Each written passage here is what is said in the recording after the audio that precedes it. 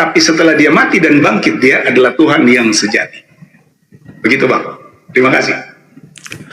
Oke, baik.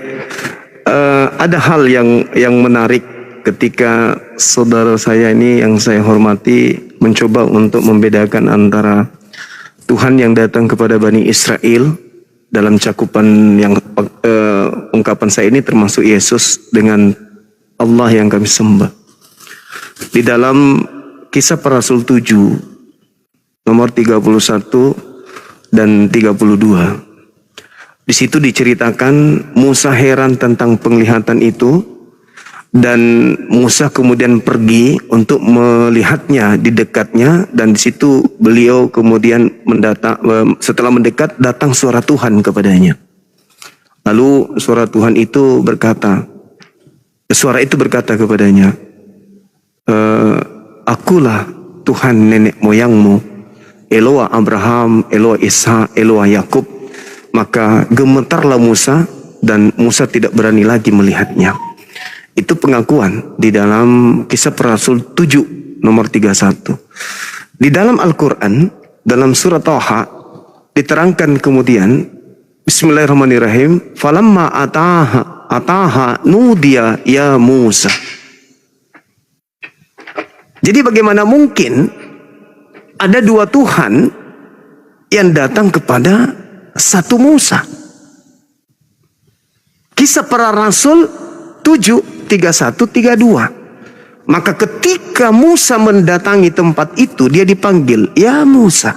Sama tadi di Kisah Para Rasul 7 nomor 31, 32. Ya Musa, inni ana rabbuk fakhala'na alaik innaka bil walidal muqaddasitua, kata Quran.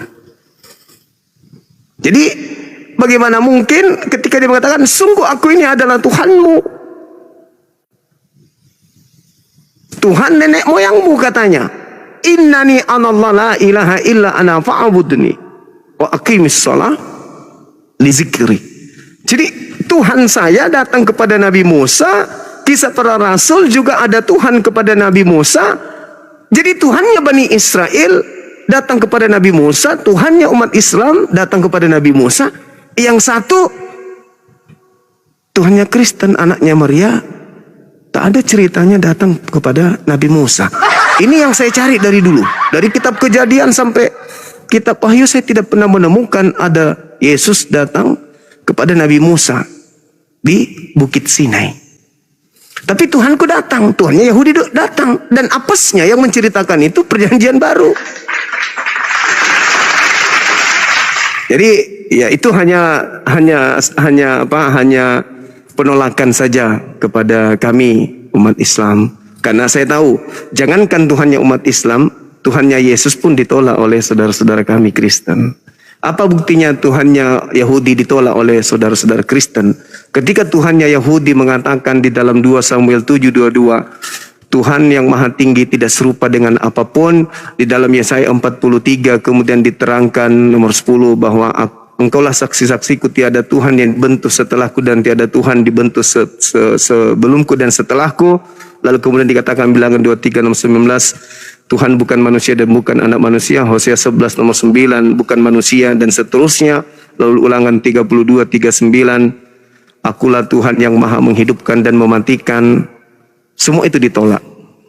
Akulah Tuhan, tiada Tuhan selain aku. Hendak dengan siapa engkau persamakan aku sehingga aku sama. Itu ditolak. Kenapa ditolak? Karena Yesus mau dikemanakan kalau semuanya itu bisa diterima. Maka konsep yang diadakan kemudian sebenarnya bukan Yohanes 1 nomor 1. Yang harus dikemukakan oleh gereja itu adalah Filipi 2 nomor 6, nomor 7, 8. Bahwa Theos, dewa, itu nusul ke muka bumi, tidak mempertahankan kedewaannya, keteosannya, keilahiannya, melainkan mengosongkan diri dan menjelma menjadi manusia.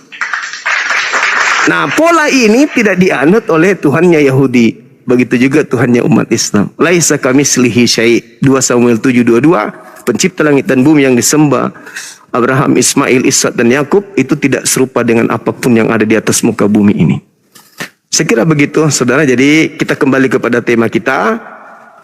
Bagaimana seorang pendeta yang saya hormati ini bisa menjelaskan, saya belum mendapat poinnya tadi. Ketika ada yang nyamar seperti domba, tapi ternyata bukan domba, artinya nyamar seperti Yahudi, tapi bukan Yahudi. Lalu kemudian membawa-bawa kitabnya orang Yahudi, tapi tidak mempraktekannya. Dan saya bisa buktikan kalau ajaran Yesus dan ajaran Paulus itu laksana langit dan bumi.